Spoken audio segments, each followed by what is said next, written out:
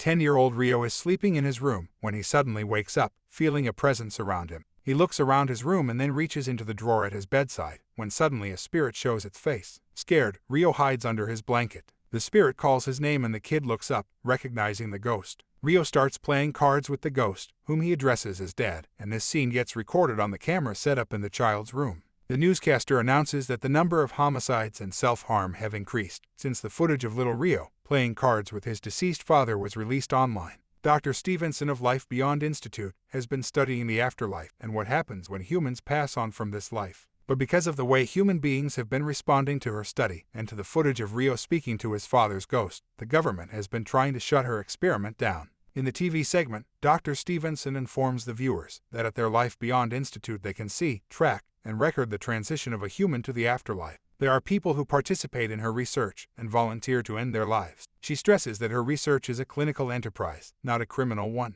With Congress attempting to shut them down, Dr. Stevenson thinks that they have gravely misunderstood the effects of her study. The news segment is on at Rose's apartment while she runs about, packing her bags. Suddenly, the TV shuts off. Rose feels a presence around her. She breathes heavily as she stares into the darkness, sensing someone there. A knock on the door distracts her. It is a buyer named Chad. He has come to collect the TV that Rose had put up for sale. Rose lets him in and he inspects the TV. Rose gets a call from Dr. Stevenson's Life Beyond Study Institute. The person on the other line informs her that he is calling to confirm her travel mode. Instead of flying there, Rose canceled her plane ticket and requested a car to drive down to San Francisco, where the institute is located.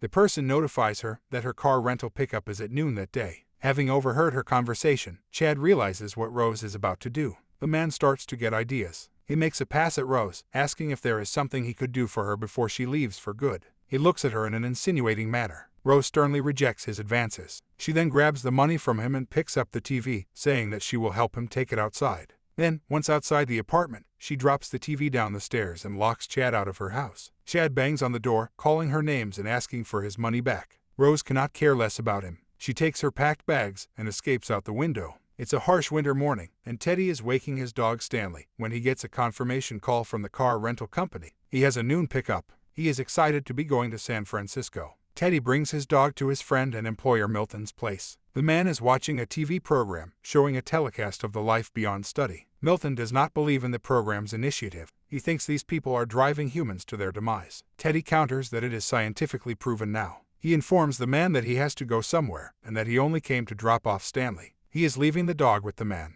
Teddy tells him that he is going to San Francisco. The news shocks Milton. He tries to reason with Teddy and tells the man that he has got his whole life ahead of him. He is still young and doesn't have to give up just yet. But Teddy has made up his mind. He was inspired by Rio's story and believes that he finally has a shot at something. He leaves some money for Stanley's care. At the car rental company, Rose runs into some trouble because she does not have a credit card. The company will not rent her car otherwise. Teddy arrives there to pick up his own rental, but the woman working the counter tells him, since his license expires in a week, he cannot rent a car either. Both Teddy and Rose get into arguments with their respective service associates. While Rose has a functional driver's license, she does not have a credit card, and while Teddy has a credit card, his driver's license is invalid. The woman working the counter then discerns that Teddy and Rose are headed to the same destination. Rose, who is in no mood to be delayed, asks Teddy when his appointment date is. It is in 7 days. Rose's is in 5 days. Is he a serial killer? Teddy fumbles to respond no. He is a little taken aback by Rose's unabashed personality, while his personality seems to be the polar opposite of it. He suggests they both help each other out in getting to Dr. Stevenson. He talks a lot, Rose discerns, and exasperatedly asks if he has earbuds. Once outside, Rose and Teddy find their rental and get inside the car. They get acquainted, but Rose is not very chatty. Rose takes the wheel. She asks him to crack his window open because she smells smoke. Teddy tells her that it is not him.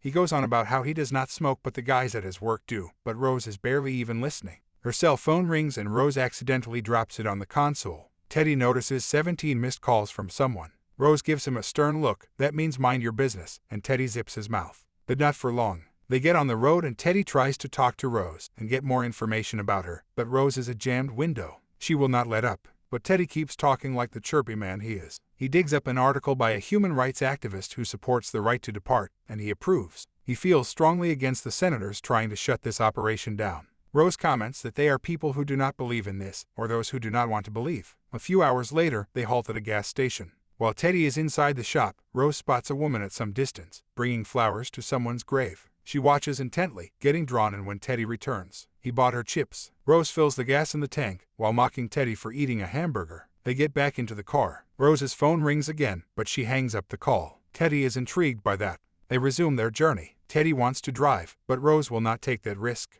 At nightfall, they arrive at a motel. Rose requests 2 separate rooms. The further apart, the better. They are trying to conceive. Teddy jokes with the concierge. Rose sternly requests 2 separate rooms. Teddy irks Rose further by commenting that if they find him gone in the morning, Rose is to be blamed. His joke goes unappreciated. The concierge gives them 2 keys, and they go looking for their room. Rose tells him to meet her at sharp 6 a.m. Teddy wonders if she is going to be this grumpy for their entire trip or what. Rose reiterates that her appointment is in 4 days, and that means they have got no time to be joshing around. But that does not mean she has to be so indignant the whole time, Teddy complains. Rose reminds him, quite sternly, that they are not friends. They have one common goal, and that is it. She also shouts at him to stop following her. She does not want to be his friend. Teddy calmly opens the door next to her room and steps in, slamming the door in her face. Rose grunts and enters the next room. Once inside, the TV inside Rose's room turns on suddenly. The screen displays static, which is usually a sign of a spirit being around. Rose can feel something off around her, but she tries to push the feeling away. She stares at the TV screen. A shadow appears. In Teddy's room, he turns the TV on and flips through the channels. Rose hears the sounds through the common wall. She digs up a bottle of liquor from her bag and sits on the bed. She hears creaking from nearby. After getting bored for a while, Teddy stumbles across the news interview of Rio and Dr. Stevenson. They talk about his encounter with his father's spirit. The interviewer asks the woman why some people see ghosts. The scientist answers that not everyone can see ghosts, and not all people who pass away come back as ghosts. The ones who do have a strong reason to remain back on Earth. In Rose's room, the woman cannot sit easy. She feels something is around her. Teddy is intrigued by Dr. Stevenson's words. She talks about why the participants of her study are important. They are ushering human beings into a new era of existence. The interviewer asks young Rio how it feels for him to be a part of such a world-changing event. The kid just wants to see his dad again. It amuses Teddy how the child does not even know how big of a sensation he is right now. Lying in bed with a bottle of liquor, Rose scrolls through the social media app on her phone when she gets another call from someone. She puts the phone aside and tries to lie down and rest, but then she feels someone behind her. Rose turns back and gasps in horror. She runs from there. The next morning, Teddy knocks on Rose's door. She asked him to be ready at 6 a.m. sharp and he complied. But Rose is still inside. When he cannot reach her, he gets a janitor to open up the door. Then he enters the room only to find the bed empty. He decides to try the bathroom. He knocks on the door and calls Rose's name, but no one answered. He cracks the door open just a smidge and finds Rose asleep in the bathtub. He quietly shuts the door and walks back out. Teddy waits for Rose by the car, smoking as he passes time. He had lied to her earlier. When Rose wakes up, it is a few hours past 6. She feels sick and frustrated with herself for oversleeping.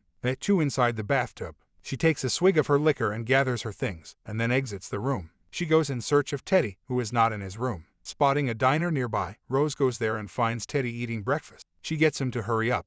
They have a long way to go to New Mexico. Teddy tells her he has plotted a good route to take. Rose urges him to get going, but Teddy takes his sweet time eating. The moment she decides to sit and pours herself a cup of coffee, Teddy gets up, announcing that he has finished eating. The man walks out of the diner, but Rose stays put, drinking her coffee. She has got the car keys anyway. While driving down the snowy roads, Rose starts to get sick. She gets off the highway and stops the car. She opens the car door and empties her stomach's contents on the road. Teddy could have driven, but Rose will not let him. He wonders if ghosts are real, then what else is true. Back on the road, Teddy asks Rose what made her participate in the study. Instead of answering, she asks him the same question. Teddy wants his life to mean something. Rose scoffs at that. She thinks her reason to do this is so much better than his. Teddy believes that something beautiful is waiting for him on the other side. Rose does not think there is any beauty in this world. The two of them get into a heated argument about whose reason to do this experiment is better. Rose tells him that she has lost everyone she ever had. Teddy did not even have anyone. Then why is she even doing this? Teddy asks. Rose yells that it is because she could not do it for herself. She could not end her own life. She tried to do it, but she woke up some days later lying in the pool of her own vomit. The only thing that came out of that was her landlord getting pissed at her for ruining his floors. She needs someone else to do it for her because she cannot do it. All she knows is that she is hurting all the time. Neither Teddy nor Rose is looking at the road when they run over a man. The car screeches to a halt as Rose and Teddy realize the extremity of what just happened. Shocked and stunned to their cores, they exit the car and find a man lying lifeless on the path. While Rose panics, Teddy finds a note in the man's pocket. The words "Thank you for the help." The man had meant to end his life by jumping in front of the car. Rose is completely flabbergasted. She is supposed to fix her problems, not other people's. Teddy wonders if they should call the cops. That is a bad idea. They need to fix the tires and be on their way. Rose digs up the spare tire, but there is no jack. The two travelers realize that they are in deep trouble, stranded in the middle of nowhere. Rose turns to the lifeless man, seeking answers for this problem he landed them into. She decides to call him Dead Jack. Rose goes in search of service or help but returns empty-handed. She takes out her liquor bottle, takes a swig, and screams into the void. They have already lost 2 hours. She blames Teddy for the long breakfast. He retorts that she slept in and ran over a man. Those two things chipped at their time limit. Rose admits that even though she wants to end her life, she would have never done what that man did. Teddy confesses that he first tried to end his life when he was 11 by overdosing on a bottle of vitamin. It did not have the desired effect and instead gave him diarrhea. Then he shares another such incident. Next, Rose shares one of hers. In a strange way, they bond over such confessions. Standing in front of the road, Rose spots someone coming their way. It is a priest. The man decides to help them with the tire. He finds a piece of the man's cloth in the tire. Rose tells him they have been calling him Jack. The priest finds that funny because it is his name. Jack condemns the man's decision to end his life. Rose and the priest get talking for some time. The woman comments that scientific discoveries and religious reformations do not go hand in hand.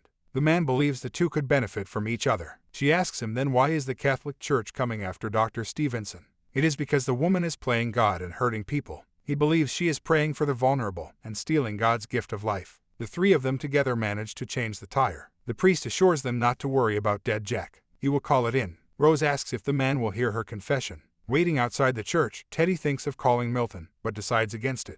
Rose comes out of the church and makes Teddy switch seats. She wants to drive. They say goodbye to the priest. As Rose is adjusting the rear view mirror, she sees a ghost behind her, but decides to carry on. They two get talking again and confess their little secrets to each other. Soon it turns into a game of Never Have I Ever. They talk the entire way to their next rest stop in Texas. Rose and Teddy continue the Never Have I Ever game at the inn's bar. Teddy confesses he has never robbed a store, and Rose takes a sip of her beer. The game continues until they get way too drunk, and the man sitting next to them joins in on their game. The three of them take a table and keep drinking, confessing, and playing the game. After several rounds, Teddy says that never has he ever taken a man's life, which Rose drinks to because of the departed Jack. When the man, Sam, sees Rose drink, he too takes a shot, then another, until he has taken 5 shots. Both Rose and Teddy are stunned into silence, and a little scared too. What was a fun game just got turned into something so serious. The man confesses that he accidentally ended 5 lives. The man recites the tragic incident by the time he is done. He is swimming in guilt and regret all over again. Rose asks him if he sees the ghosts of those people, and he does. Sam points towards the TV, where he can see the spirit. He aims his gun at the spirit and fires. Rose covers Teddy's head, protecting the drunk man as the other man goes crazy, shooting at things. The bar owner sends Sam back, used to his ways. She takes away the man's gun and sends a lot of them out of the bar. When Teddy gets out, he hurls his guts out. Rose takes Teddy to his room, and he falls onto the bed. The man is pretty drunk and babbles about how his dad left him before Teddy could even learn to ride a bike. Rose removes the man's shoes. He tells her that he has never been so close to his dad. The man lives in New Mexico. He wanted to make it big and drive up to the man to show him what he had missed. Several years ago, Teddy dug up his address from his mother's purse and wrote the man letters, all of which he sent back, unanswered. Rose tucks the man in. She asks him what he would say to his dad if he ever saw him again. Teddy mumbles that he would break his jaw at first, and then he would tell him that he would rather end himself than live the life he gave him. Teddy dozes off to sleep. Rose sits down on the floor and stares at the TV. She sees a shadow on the blank screen. The TV turns on and the screen fills up with static. Scared, she dozes off to sleep on the floor. In the morning, Teddy is surprised to find Rose sleeping on his floor. She runs out of the room. Later, standing outside by the car, Teddy thanks Rose for taking care of him. He suggests that the two of them do something fun that day. He wants to embrace life and not end up like the guy they met the night before in that bar. Rose reluctantly agrees. She waits in front of a store while Teddy robs a case of beer bottles. He comes out of the shop, victorious, but then the shop owner chases after him. Teddy drops the case outside and bolts. He gets into the car and Rose drives off. They laugh their bellies off. On their way, they pick up a hitchhiker. The woman's name is Karma. She asks where the other two are headed. Teddy says San Francisco, but Rose cuts in and tells her California. Karma is headed to Santa Fe. She hops inside the car, and the three get on their way. Rose asks Karma why she is headed to Santa Fe. Karma tells her that it is for a family ritual with her aunt and her friends. They are celebrating the quadrantids. It is a meteor shower, the dust and ice left behind from hundreds of years ago. Teddy seems intrigued by the prospect of sparkling cosmic leftovers. Karma asks them if they are participants in Dr. Stevenson's research. She tells them that she would not do it because the science is not there yet. Rose protests that it is being verified every day, but Karma thinks that just because people can see ghosts does not mean they understand them. They debate over the topic while driving forward. Teddy spots the meteor showering in the sky as they stop for gas. Karma suggests they go into the nearby fields to find a better spot to see the meteor shower. Teddy asks Rose if she wants to come, but she denies it with the excuse of wanting to buy something at the gas station. Teddy goes with Karma while Rose enters the shop. Teddy realizes that he left his phone in the car. At the gas station, Rose scrolls through the contacts in Teddy's phone and decides something. Back at the field, Karma and Teddy lie on the ground, looking up at the shooting meteor when Karma gets a notification. She informs Teddy that a federal judge has denied Dr. Stevenson's injunction, and the study is likely to be shut down in a matter of days. The news takes Teddy by shock, but he asks the woman to not say anything to Rose yet. Rose makes a phone call, looking for someone. Karma parts ways with Teddy and Rose. When he returns to Rose, the woman tells him that she found her father. Teddy is shocked into silence. They get back on the road, and Rose brings Teddy to the bar where his father is. She parks the car outside the bar and turns to her partner. She asks if he knows what he is going to say to the man. Teddy nods. He is ready. He is going to hold the man accountable for what he did all those years ago, and tell him that he's the reason why Teddy wants to end his life. Rose pats him supportively and tells him to enjoy this moment, which he has been waiting for his whole life. Rose enters the bar first and takes a seat. A minute later, Teddy enters. He is full of rage. There are not many people in the bar, and so Teddy walks up to the first man he sees there and starts getting angry, but the man tells him that he is not Joe but Charlie. The man gestures at Joe in the corner and guides Teddy. Teddy is confused. His anger has somewhat dissipated, but he takes a seat next to Joe. Unaware of who he is, Joe is playing on one of the bar's screens. Teddy places his drink order, still feeling confused about his feelings. When Joe gets a royal flush, something no one has ever gotten before in that bar, he celebrates by buying a round of drinks. He shares that with Teddy while the man sits speechless next to his father. Joe offers to buy a celebratory drink for Teddy. Teddy cannot take it anymore. He rushes to the bathroom and leans over the sink, feeling sick to his stomach. Rose follows him there. She tells him that he needs to say those things to the man. He needs to do it because that man is the reason why he is dying. Joe needs to know his faults. Filled with rage, Teddy walks out of the bathroom but finds Joe gone. He asks around for him. Charlie picks a fight with Teddy, who is out of control with rage. Rose breaks up the fight before anyone can get hurt, and hauls Teddy out of there. Back in the car, Teddy loses it. He blames Rose for everything that went wrong earlier. He walks out of the car angrily. Rose apologizes to him. She thought confronting the old man would be good for him, but Teddy cannot see it. He is out of control and angry. He screams at Rose for messing with his head out of boredom, only to see him wrestle some daddy issues. Rose pretends to be Teddy's father and says things that will trigger Teddy to vent the truth. She instigates him, so that Teddy can let out his anger, and her trick works. Teddy yells. He yells about how he had to grow up all alone because his mother had to work 2 jobs to support them. Nothing was wrong with him before his father left him, and his leaving made Teddy the way he is now. He screams his truth, and once he is done, he suddenly feels weight being lifted off his shoulders. The man is so relieved to have finally vented out. He kisses Rose, and the woman kisses him back. They end up in the motel room. After spending some romantic time together, they lie in bed and talk about things. Rose tells him about her mother's passing. She once got sent home from school for hitting a girl with a tray. Rose was always an angry child while her sister, Heather, was always bringing home awards. She even missed her mother's last days and never got to say goodbye. Rose sees a dark spirit in the mirror behind Joe. She asks if he can see it too, and he does. Rose tells him that the darkness follows her everywhere, and she only wants to make it right. After her mom died, Rose lost her job and her apartment, so her sister took Rose in. Rose was happy to be amongst family with Heather and her husband Nick and their little daughter, until one day, when her sister was out of town, Rose committed a blunder. Nick made a pass at Rose at night, letting off steam about how Heather was suffocating him. By playing the sympathy card, he tapped into Rose's insecurities. Rose felt angry at her sister for having a perfect life, and she wanted it for herself for once. She made the mistake of sleeping with Nick that night. When she woke up the next day, she felt a hole inside her, but Nick was totally fine. That is when the darkness showed itself. That is why Rose wants to end her life. She cannot live with the darkness, but it just would not go away. Heather is always only concerned about her. Heather keeps calling her, but Rose never answers because of the guilt. The next day, when they are leaving the motel, Teddy wants to come clean about the study being stopped, but Rose does not give him a chance. They resume their journey. When they stop for gas, Teddy calls Milton and tells him about the girl he has met. He thinks she could be the one. Milton is happy for Teddy, but before he can confirm that Teddy's returning home, the man hangs up. On the journey, Teddy falls asleep. Rose keeps driving and brings them to her sister's house. She wants to see her one last time. Nick opens the door, and Heather comes running and hugs Rose. Rose meets with her family and her niece. Heather is so excited to see her sister that she forgets about greeting Teddy. When she remembers it, she introduces herself and shakes Teddy's hand. Nick introduces himself too, but Teddy does not pay him attention. The adults gather around to sit and drink wine. Heather is still happily married to Nick. She is happy to see Rose since it has been too long. Rose is nervous because she has something to say to her sister. Heather wants to know the story of how Rose met Teddy. Rose tells her that Teddy and she are taking a trip somewhere, but she needed to see Heather before she left. Heather wants to know where, but it is difficult for Rose to say. Teddy tries to get Rose out of this mess but cannot.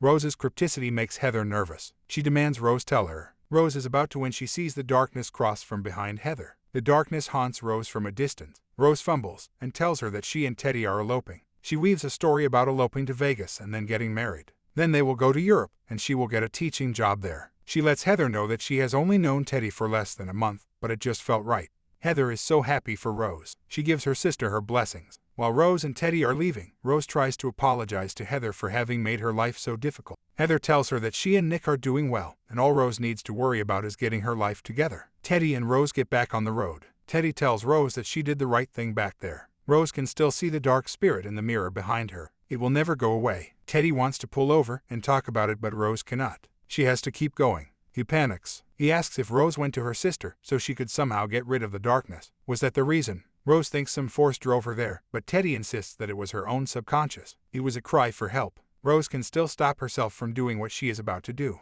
but Teddy fails to convince her. They end up in San Francisco. When they arrive at the institute, Teddy is hesitant to go through with the process, but Rose has her mind set on it. She insists on fast-tracking the process, lest she gives herself time to stop and change her mind. She registers at the front desk. Teddy does too, but he is reluctant about the process. When it is time for them to get ready for the procedure, Teddy does not want to go through with it anymore. Rose respects his decision. The attendant informs Rose that they are ready for her, but before she goes, there is a video by Dr. Stevenson that they need to watch. Rose and Teddy decide to watch it together. In the video, Dr. Stevenson congratulates them for their participation and thanks them for helping further her study. When the video ends, the attendant comes into the room. Rose asks if the process will hurt. The attendant informs her that the process is painless and the transition is smooth and peaceful. Later, Rose is taken into a room where the process is to begin. Teddy enters the room wanting to be with Rose. The attendant allows it when Rose does not object. Rose lies down on the table and the attendant injects the needle. Teddy watches with anticipation. He is not ready to let Rose go just yet, but the attendant has already injected the serum into Rose's body. Teddy tries to stop it. He grabs her hand and pleads with her to stop.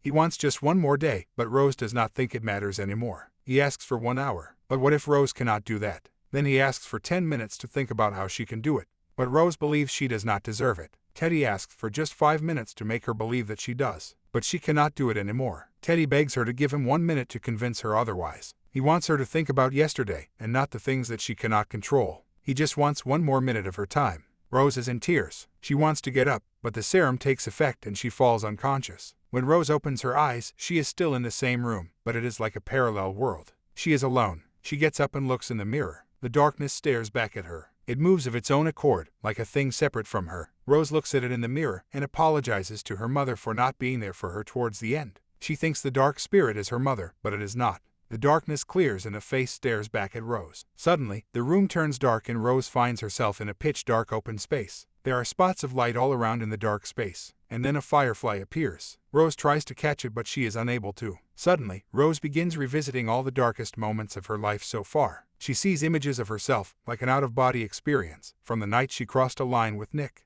Then, she gets hit on the face with a tray by an invisible person, but Rose is the one holding the tray. Then she sees herself lying in a pool of her vomited pills. That image morphs into Heather. The girl is crying and trying to reach Rose, because their mom passed away, but Rose remains unreachable. Rose cries and tries to tell her sister that she's right there. She tries to turn Heather, but she cannot do it. Rose breaks down, haunted by the voices inside her head, and she only wants them to stop. She shuts her eyes and cries, covering her ears so the voices will go away. A spirit touches its forehead to Rose's. The girl opens her eyes, and she can feel her mother forgiving her. The spirit disappears and the firefly lands in Rose's palm. She sees a window. She can see Teddy crying over her lifeless body, calling her back to him. Rose watches him, feeling 1,000 times lighter now that she has released all her dark thoughts. She reaches for him through the window, and suddenly, Rose's lifeless body comes back to life. She gets up and removes the IV from her hand, before leaping into Teddy's arms. They hug each other and cry tears of relief. Later, the two sit on a rock, watching the waves on the beach, relieved to have made it out alive. Teddy asks her what the experience felt like. Rose says that it felt like almost dying.